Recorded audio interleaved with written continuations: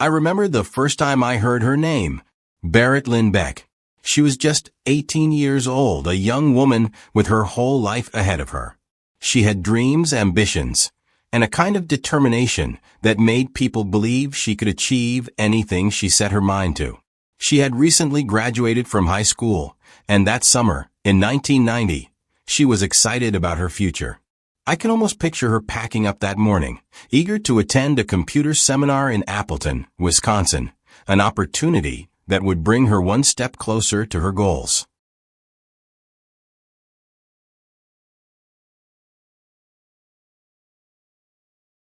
It seemed like an ordinary day. She said goodbye to her family, climbed into her family's Dodge Caravan, and set off down the highway. The journey to Appleton was only 60 miles. A trip like that doesn't feel significant, does it? We all make small trips like that every day without a second thought. But for Berit, that day wasn't ordinary. She made a stop in Fond du Lac at a Kmart.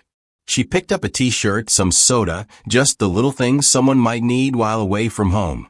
Routine, mundane errands. And yet, from that moment on, something went terribly, irreversibly wrong.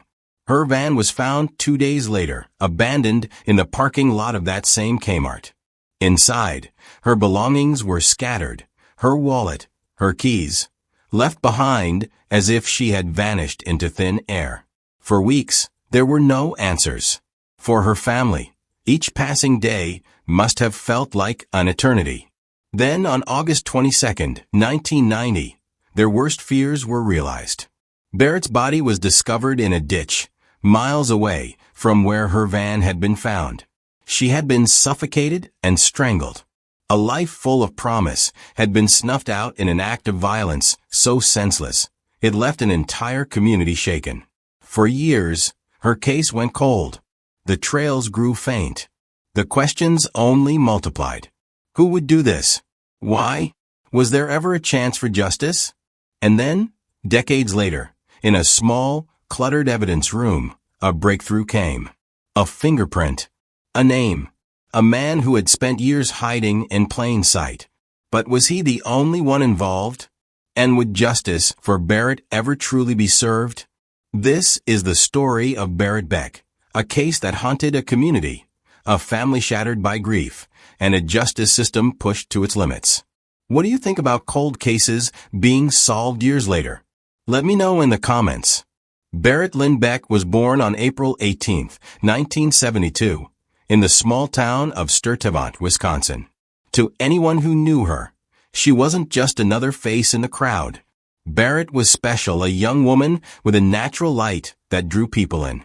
She had an infectious smile and a kind-hearted nature that made her unforgettable.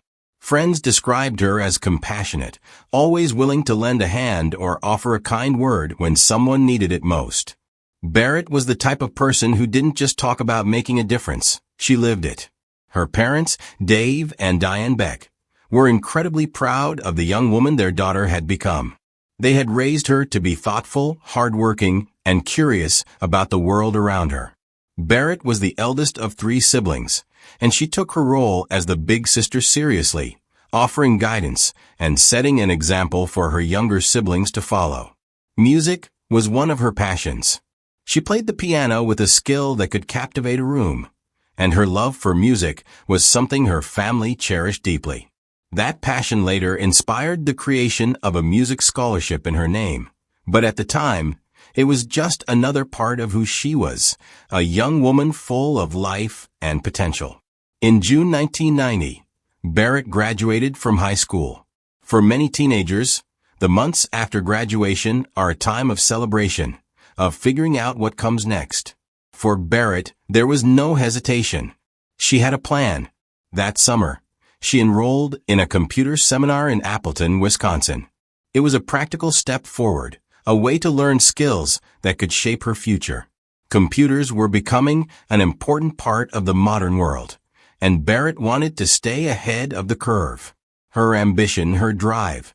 It was clear to everyone who knew her that she was destined for great things. Her family supported her every step of the way. They encouraged her dreams, helped her prepare for the seminar, and watched with pride as she stepped into the next chapter of her life.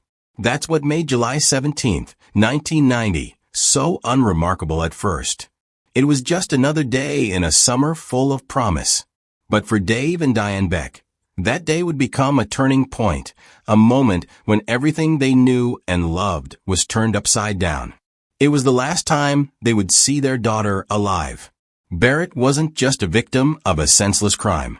She was someone who mattered deeply to the people who knew her. She was a sister, a daughter, a friend, and a dreamer.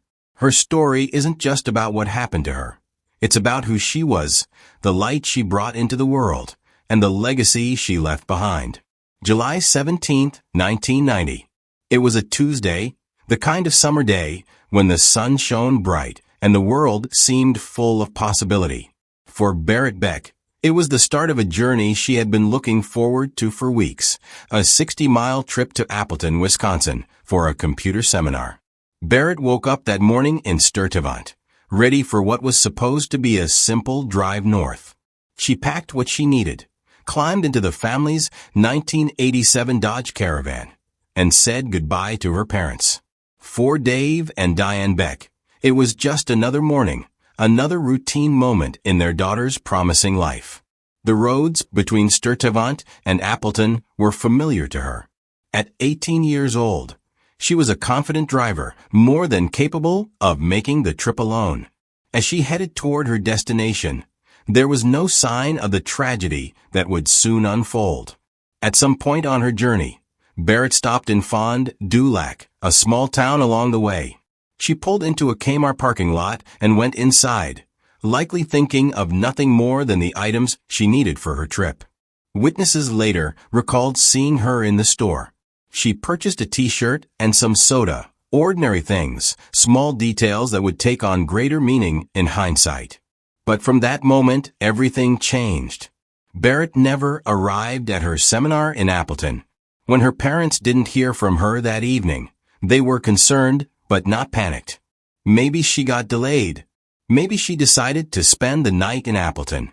But as the hours turned into days, their concern grew into fear. Something was wrong. 2 days later, on July 19, 1990, Berit's van was found abandoned in the same Kmart parking lot where she had stopped. It looked as though someone had left it there in a hurry. Inside, investigators found several of Berit's personal belongings scattered across the seats and floor. Her wallet and keys were there, along with other items she had with her that day. But there was no sign of Berit. She was simply gone. At first, the police worked through the usual possibilities. Could she have left willingly? Had she gotten lost or met with an accident? But as they examined the van and the circumstances surrounding its discovery, those explanations quickly faded away. The scattered belongings, the fact that she never made it to Appleton, and the 2-day gap between her disappearance and the van's discovery, it all pointed to something far more sinister. For her family, those early days were a blur of confusion and dread. The last time they had seen their daughter, she was heading out the door with a smile, ready to embrace the opportunities that lay ahead. Now, they were left with questions no parent should ever have to ask. Where was Berit? And who had taken her away from them? It was over a month later, on August 22, 1990, when the truth of Berit Beck's fate would finally come to light. But by then it was too late. In a rural area near Waupun, Wisconsin, about 20 miles from where her van had been found, Berit's body was discovered. She had been left in a ditch, abandoned like a forgotten thing, in a place so quiet and isolated that it seemed the person responsible believed she'd never be found. For weeks, her family had clung to hope, desperate for any sign that Berit might still be alive. That hope was shattered the moment police delivered the devastating news. Berit wasn't coming home. The autopsy revealed chilling details about her final moments. She had been suffocated and strangled, her life taken in a brutal and deliberate act of violence. The details were horrifying, yet they raised more questions than they answered. Who would do this to an 18-year-old girl and why? For the Beck family, the discovery of Berit's body marked the end of one nightmare and the beginning of another. The grief was unbearable. Dave and Diane Beck struggled to comprehend how someone could take their daughter away from them so violently, so senselessly. Their home, once filled with music and laughter, was now a place of silence and loss. But the pain didn't stop with her family. The community of Sturtevant and beyond was shaken to its core. Berit wasn't just a name in the news. She was someone's daughter, someone's friend, someone's future. Her story resonated deeply with people who felt the weight of her loss, even if they had never met her. The case quickly became the focus of local law enforcement, but with so little evidence and no witnesses to her abduction, the investigation stalled. Leads grew cold, and the person who had committed this heinous act seemed to vanish without a trace. As time passed, the fear and frustration grew. How could someone get away with something so terrible?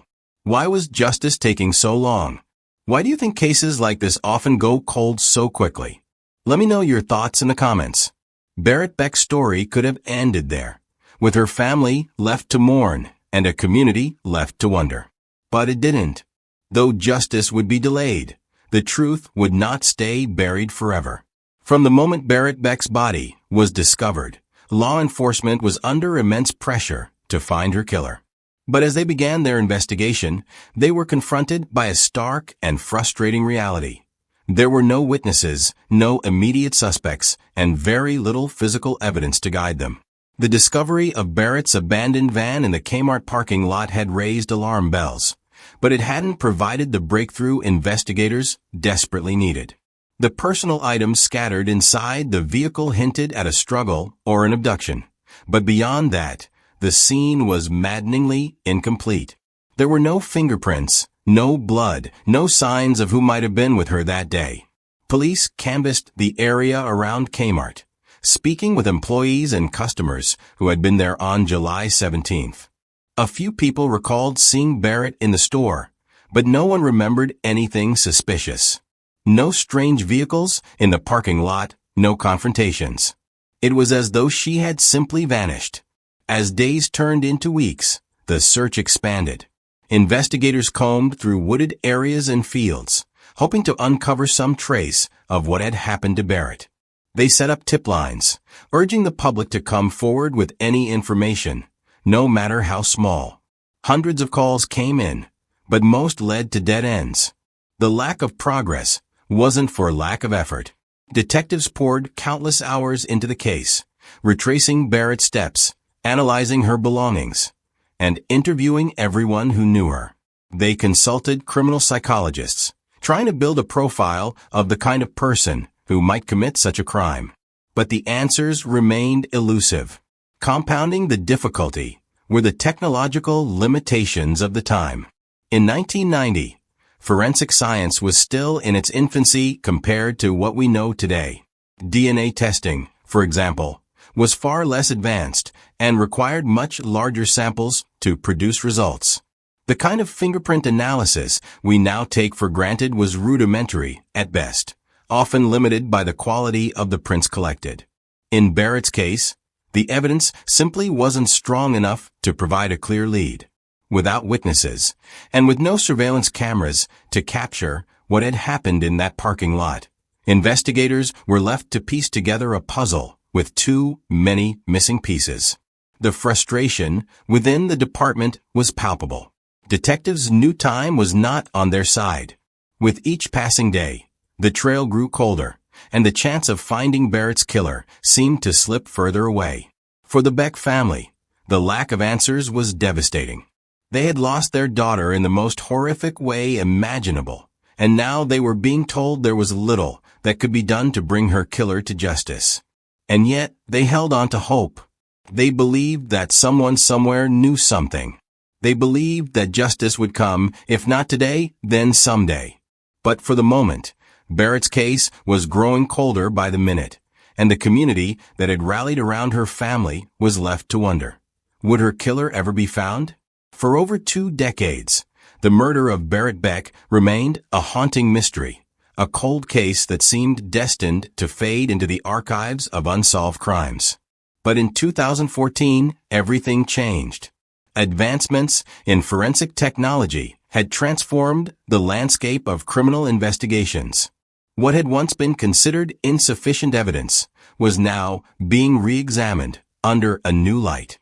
And for Berit Beck's case, that meant revisiting the items recovered from her abandoned van, a process that would finally provide the breakthrough everyone had been waiting for. The Wisconsin State Crime Lab took on the challenge. Investigators meticulously reanalyzed evidence that had long been in storage, using tools and techniques that simply didn't exist in 1990. Among the items were a Burger King cup, an employee manual, and a bleach bottle, everyday objects that now held the potential to unlock critical answers. This time, the analysis revealed something that had been missed before: fingerprints. Clear, identifiable prints that had somehow survived the passage of time. And when those prints were entered into the national database, they came back with a match. The name was Dennis J. Brantner, a truck driver from Kenosha, Wisconsin. Brantner was no stranger to law enforcement. His criminal history included a pattern of violent behavior, making him a prime suspect. As a truck driver, he had spent years traveling the highways of Wisconsin, including the very routes Berit had taken the day she disappeared. And then there was the most chilling discovery of all, a photograph of Berit, found in Brantner's toolbox, which he had kept for years. When investigators confronted Brantner, his response was anything but reassuring. He appeared emotional, his demeanor shifting between denial and discomfort. At one point, he reportedly said, "I don't remember how I got in the van," a statement as cryptic as it was damning. The evidence against him was mounting. His fingerprints placed him in Berit's van. His history of violence painted a troubling picture of a man capable of committing such a crime. And yet, there were still questions. Could the prints alone secure a conviction? The investigation took on new urgency as detectives pieced together Brantner's background, his movements in 1990, and his possible connection to Berit's murder. For Berit's family, the news brought a mix of relief and renewed pain. After 24 years of unanswered questions, there was finally a suspect. But the road to justice was far from over. By 2014, the case against Dennis J. Brantner was building quickly. But who was this man whose fingerprints had been found in Berit Beck's van? What kind of person could have been involved in such a horrifying crime? Dennis J. Brantner, a truck driver by trade, was a man with a troubling past. Living in Kenosha, Wisconsin, he had spent years navigating the very highways that connected the towns of Fond, Dulac, Waupun, and Appleton, the same routes that Berit traveled the day she disappeared. As a truck driver, Brantner's profession gave him both mobility and anonymity, allowing him to move freely between towns without raising suspicion. But beneath the surface of his seemingly ordinary life was a darker side. Brantner had a criminal history marked by violent tendencies.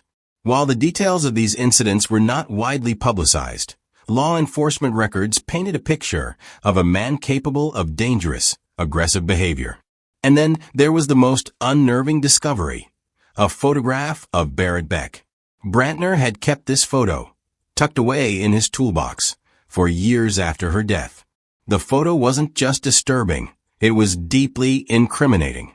Why would a man accused of no prior connection to Berit hold onto such a personal and haunting reminder of her? When questioned by police, Brantner's behavior only deepened their suspicions. At times, he appeared emotional, almost as if the weight of the evidence against him was too much to bear. Yet his statements were filled with contradictions and inconsistencies.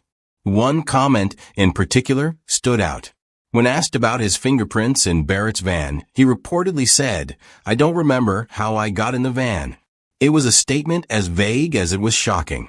Was this an admission of guilt, or a calculated attempt to obscure the truth? These inconsistencies cast a long shadow over Brantner. The very idea that someone could forget involvement in such a heinous crime was difficult for investigators and the public to accept. What do you think? Is it possible for someone to genuinely forget something like this? Or is it more likely an attempt to evade responsibility? Share your thoughts in the comments. As investigators dug deeper into Brantner's background, they found more reasons to believe he was connected to Berit's murder. His familiarity with the area, his violent tendencies, and his possession of her photo created a web of circumstantial evidence that pointed directly to him. But even as the case against Brantner strengthened, it wasn't yet airtight. Prosecutors and detectives knew that proving his guilt in a court of law would be a monumental challenge. The next step would be critical, building a case that could stand up to scrutiny and deliver long overdue justice for Berit Beck. In March 2015, after more than 2 decades of waiting, the unthinkable finally happened. Dennis J. Brantner, the man whose fingerprints had been found in Berit Beck's van, was arrested and charged with first-degree murder. It was the breakthrough that Berit's family had longed for, and the beginning of a legal journey that would prove to be as tumultuous as the investigation itself. Brantner's arrest sent shockwaves through the community. For the Beck family, the pain of Berit's death had never faded. But with Brantner now in custody, they hoped to see justice for the daughter they had lost so violently. For many years, they had been left in the dark, forced to live with unanswered questions and the haunting possibility that Berit's killer might never be caught. Now, with an arrest in place, there was hope that they might finally see the truth unfold in a court of law. The trial began in 2016, but it was far from smooth. Despite the mounting evidence, including Brantner's fingerprints and his emotional, contradictory statements, the case faced a number of hurdles. The prosecution struggled to connect the dots in a way that would satisfy the jury. No one had witnessed the crime, and there was still a lack of definitive physical evidence linking Brantner directly to Berit's death. The result was a mistrial. The jury was unable to reach a unanimous verdict. For Berit's family, the mistrial was a gut-wrenching blow, a cruel reminder that even with so much evidence pointing to Brantner, the justice they sought could still slip through their fingers. It felt like they were back to square one, forced to wait yet again for a resolution that had already taken far too long. But the story didn't end there. In 2018, more than 2 years after the mistrial, Brantner's legal team and prosecutors reached a startling conclusion. Brantner entered an Alford plea, a type of plea where the defendant maintains their innocence but acknowledges that the prosecution has enough evidence to convict them. Essentially, Brantner admitted that the state had a solid case, even though he continued to deny any wrongdoing.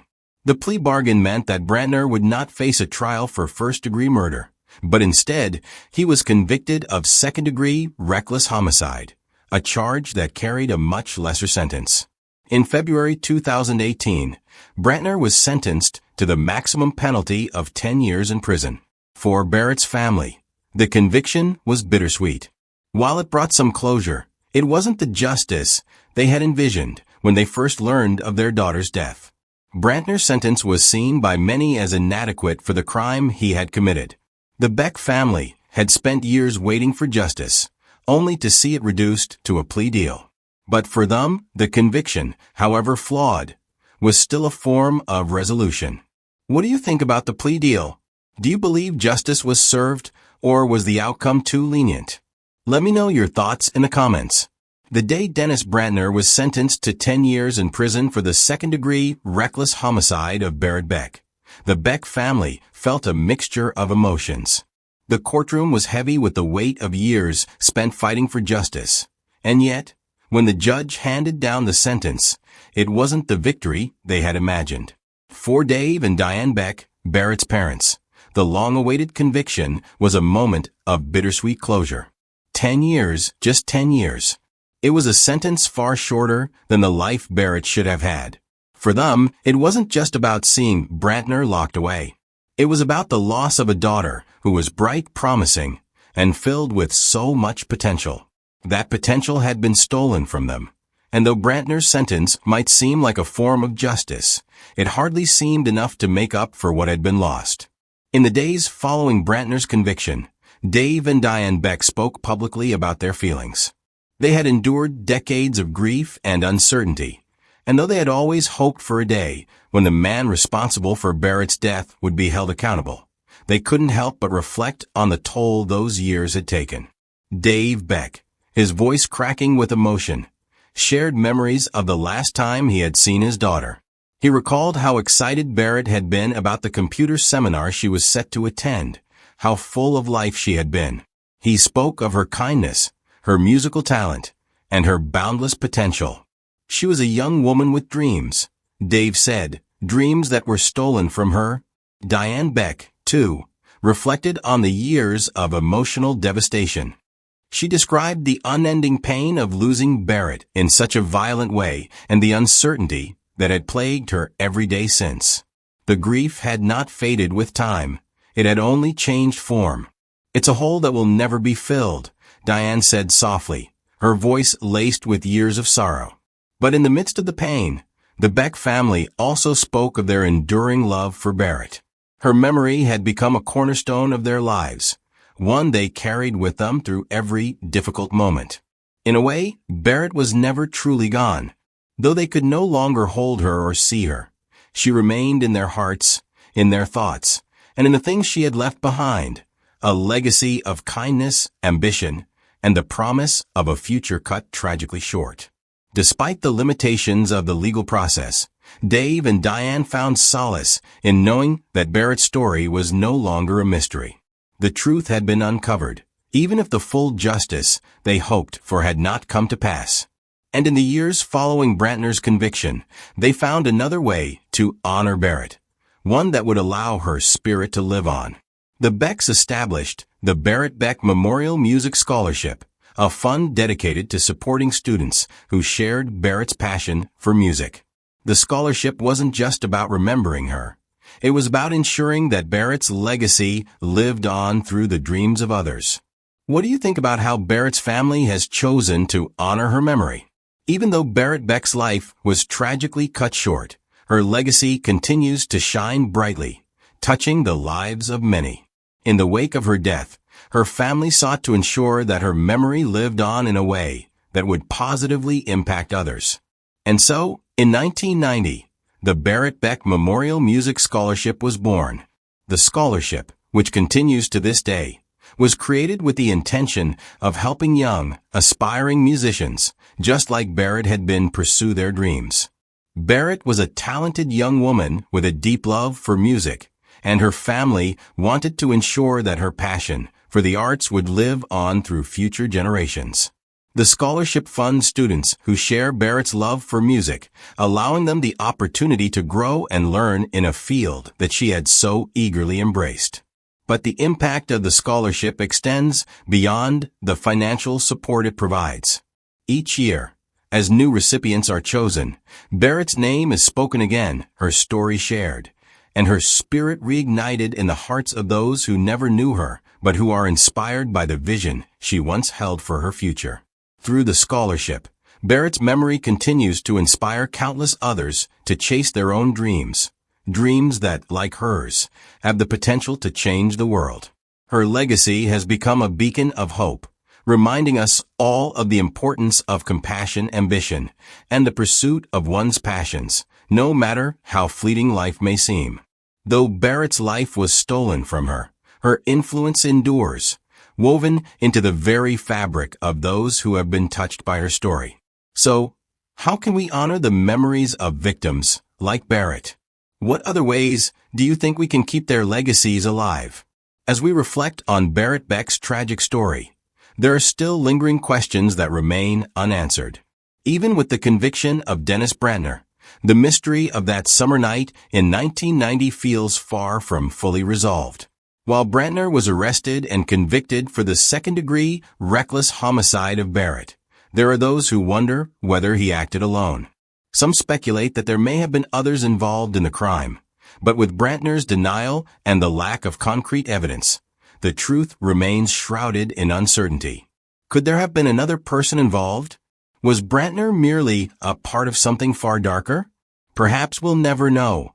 But the fact that Brantner's conviction came years after Berit's death, thanks to breakthroughs in forensic technology, shines a light on the role that science plays in solving cold cases.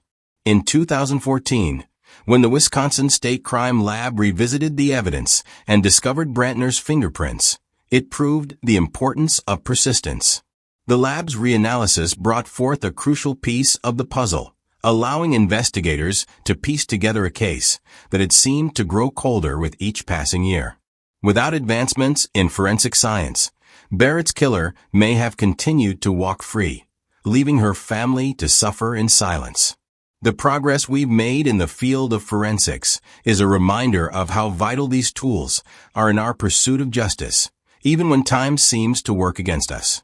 But with every step forward, we still grapple with the questions left behind. Was the sentence enough? Was the truth fully uncovered? Or are there still hidden layers to this tragedy? And even though Brantner has been convicted, can we ever truly find peace when so much was stolen from Berit, her family, and the community? The Beck family found some measure of closure when justice was served.